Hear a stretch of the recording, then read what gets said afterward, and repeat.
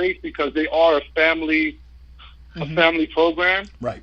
So, like, to cover Face, I get the suspension, but he's an idiot. I think he got himself fired. Like, if I have rape allegations against me, I am not going to go to social media and make my status talking about I make more headlines than a barbershop. Like, are you fucking serious?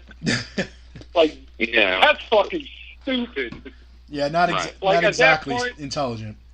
He may be innocent of rape, but he is definitely guilty of being a jerk off. So. Yeah, or just being stupid. Like, that's just dumb. Like, why would you do that? Like, if you're going to acknowledge it, first off, don't acknowledge it. Ask the upper management or your PR people, how should I handle it? Should I acknowledge it or not? Chances are they're going to tell you not to acknowledge it. And if you do choose to acknowledge it in the sense of, look, I didn't rape no girl. I have no reason to rape a girl. If you want to acknowledge it, show the text message conversations. Show why you are innocent. Don't acknowledge it by saying I make more headlines than a fucking barbershop. Like, that's just stupid. Yeah, do it with respect and be professional about it. Yeah, like, I get the suspension, but the firing, I think he did it to himself. Okay. Joe, what's your opinion on it?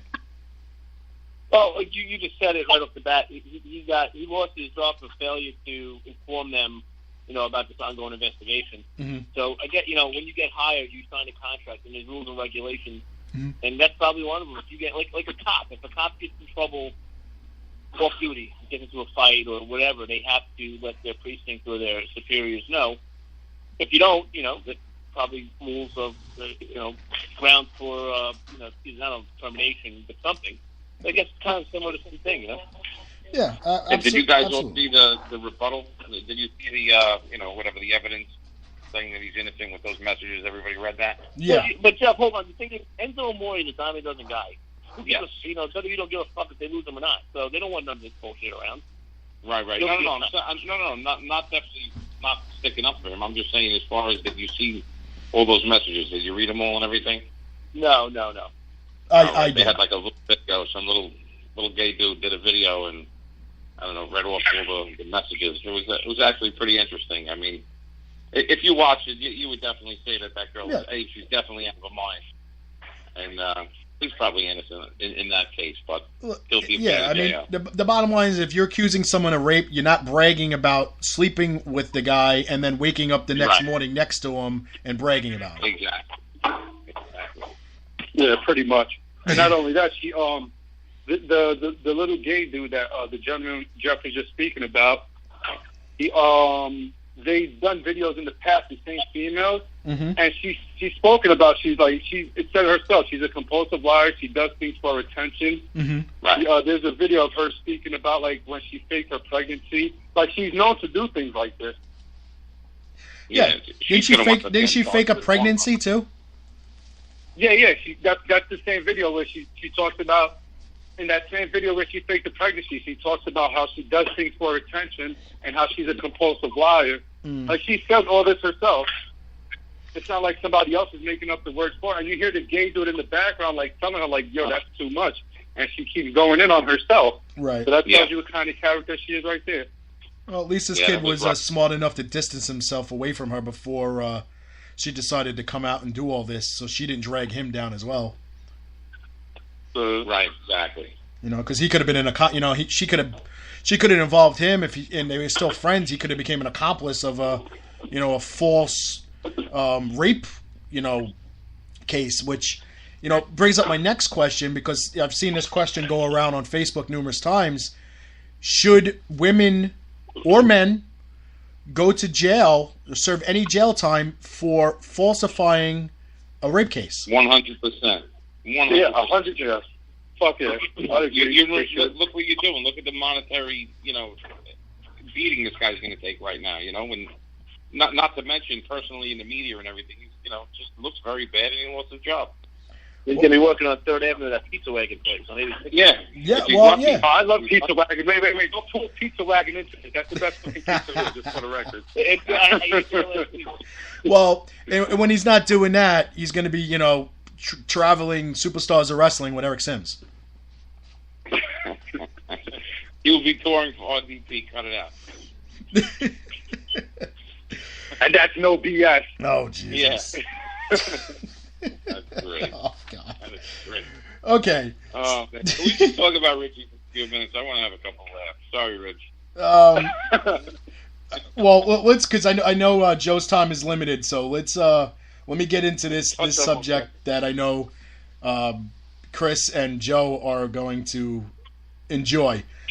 The constant, I would say, I think I'm going to quote Banks, the constant garbage that has been produced by Iron Mike Sharp's gym. Hold on a minute.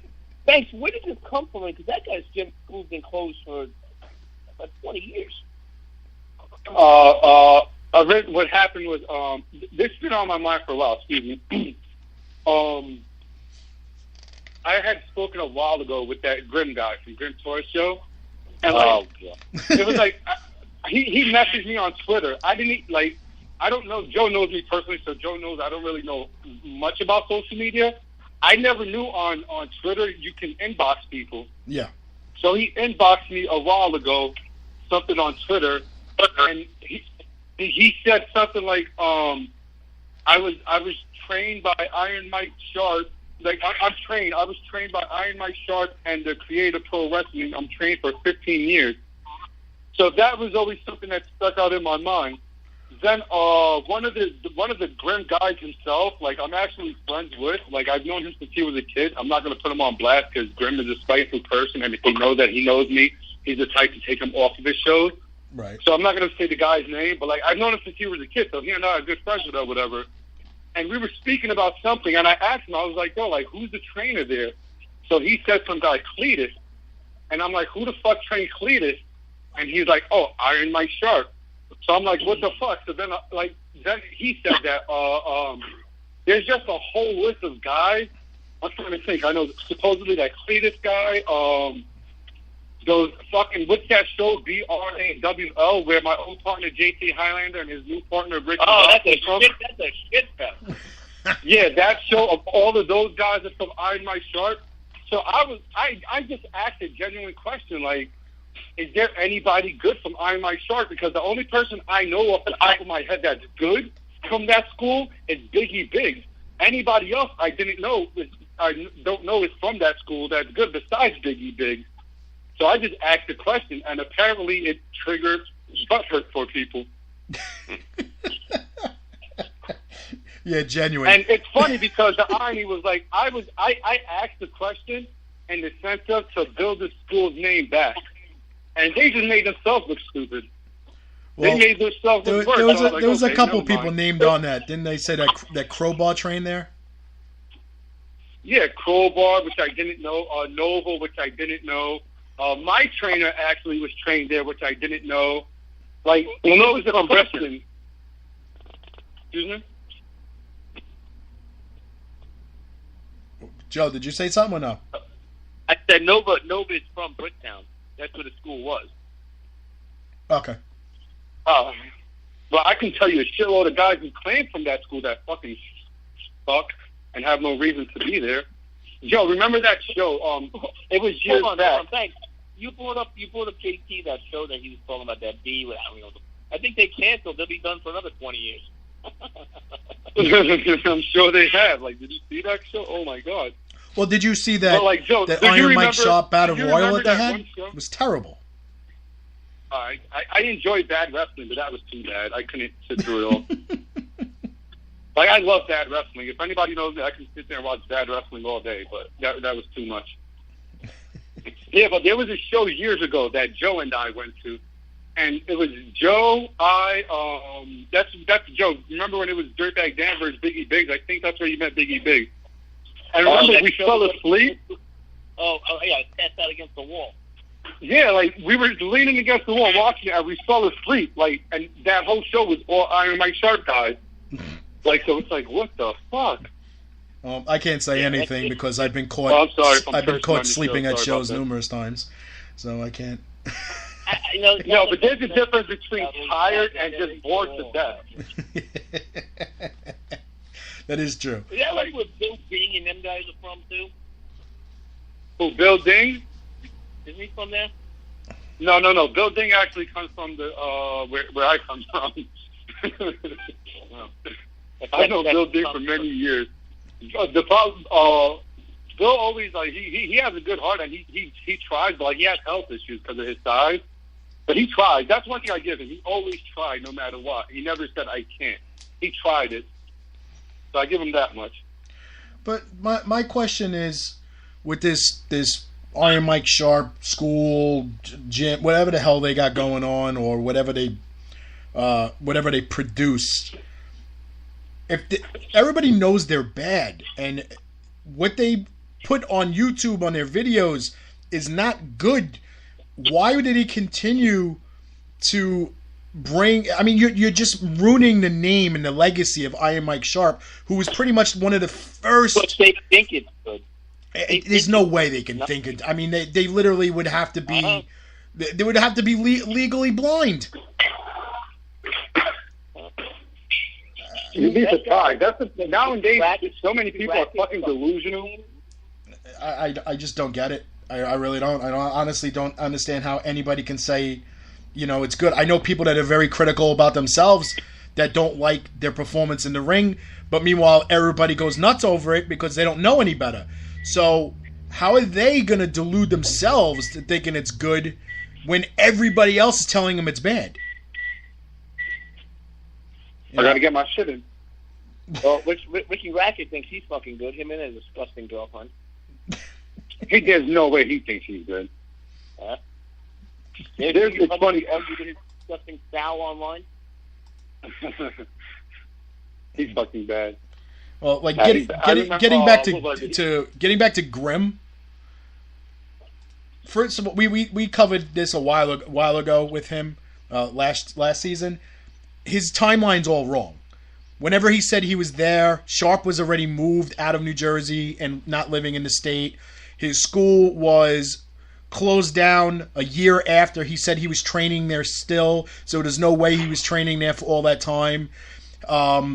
He spent about 15 seconds, not 15 years, at Create Pro, and he thinks that because he's at a wrestling show and a brought-in talent helps him and gives him advice 15 minutes before the gates open, that's considered training. That guy's an idiot, man. Like, I remember Dirtbag Dan had said something to him once, because Dirtbag Dan, even though he's an athlete, he tries to be a peacemaker. So he pulled Grimm to the side and he's like, look, the reason why people have problems with you because you have no respect. You come to the show whenever you want. Mm-hmm. You walk in, you don't say hi to nobody. You and your friends, and you bring, he comes with an entourage, and not one person pays for a ticket. Touche. So Dan was telling him about it, and his answer to Dan was, I'm outside talent. I don't have to follow the rules or do whatever it is. They're hiring me to do them a favor. I swear to God, that was his answer. I believe you because last week I had Brandon Kirk on the show, and he said the same exact thing. Oh, you see? So you know it's not bullshit. I didn't even know. Yeah. All right. Well, so you already experienced. Let's move on from that. So let's cross that off our thing. Let's get into today's announcement. First, let me play a clip of Vince McMahon announcing today the relaunching of the XFL in 2020. So, hold on a second. The new XFL will kick off in 2020, and quite frankly, we're going to give the game of football back to fans. I'm sure everyone has a lot of questions for me, but I also have a lot of questions for you. In fact, we're going to ask a lot of questions and listen to players, coaches. We're going to listen to medical experts, technology executives, members of the media, and anyone else who understands and loves the game of football. But most importantly, we're going to be listening to fans. So I'd ask that, the question of what would you do if you could reimagine the game of professional football? Would you, for instance, eliminate halftime? Would you have fewer commercial breaks? Would the game of football be faster? Would the rules be simpler? The new XFL will be fan-centric with all the things you like to see and less of the things you don't. And no doubt, a lot of innovations along the